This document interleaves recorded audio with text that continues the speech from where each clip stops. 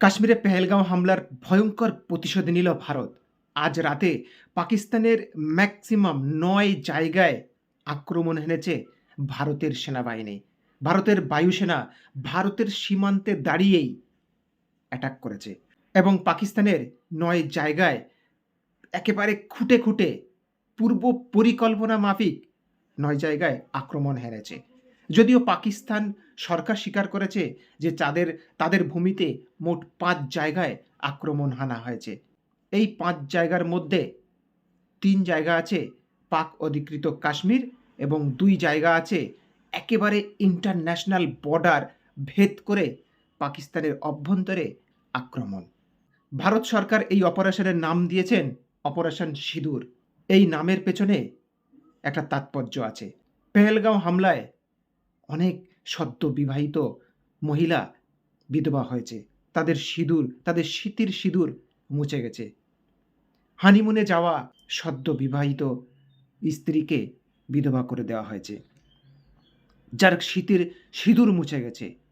তাই ভারত সরকার এই অপারেশনের নাম দিয়েছে অপারেশন সিঁদুর। পাকিস্তানি মিডিয়া এই আক্রমণের পর নানা রকম কুৎসা রটাচ্ছে। তারা বলছে ভারতীয় সেনার ৫টি বিমান, ৫টি ফাইটার জেট তারা গুলি করে নামিয়ে দিয়েছে। এসব মিথ্যা কথা প্রচার করে বেড়াচ্ছে। তারা সোশ্যাল মিডিয়ায় অনেক পুরনো ফুটেজ আপলোড করে প্রমাণ করার চেষ্টা করছে যে পাকিস্তান ভারতের ফাইটার জেট গুলি করে নামিয়ে দিয়েছে। কিন্তু এইসব ফেক নিউজ প্রচুর পরিমাণে পাকিস্তানি মিডিয়া ছড়াচ্ছে।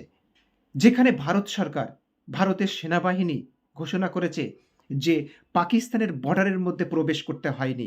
ভারতের বর্ডারে দাঁড়িয়েই উন্নত প্রযুক্তির রাফাল বিমান নিয়ে ভারতের সীমান্তে দাঁড়িয়েই মিসাইল ছোড়া হয়েছে এবং উন্নত প্রযুক্তির মিসাইল ছোড়া হয়েছে এবং সেগুলো বিভিন্ন পয়েন্টেড এরিয়া, যে এরিয়াগুলোতে ভারত আগে থেকেই প্ল্যান করে রেখেছিল যে এই জায়গাতে টেরোরিস্টরা ঘাঁটি গেড়ে বসে আছে বা টেরোরিস্টদের প্রশিক্ষণ কেন্দ্র বা টেরোরিস্টরা ওখান থেকেই মগজ ধোলাই হয়ে ভারতবর্ষে এসে আক্রমণ করে, সেই সব জায়গাগুলোতে আক্রমণ করেছে।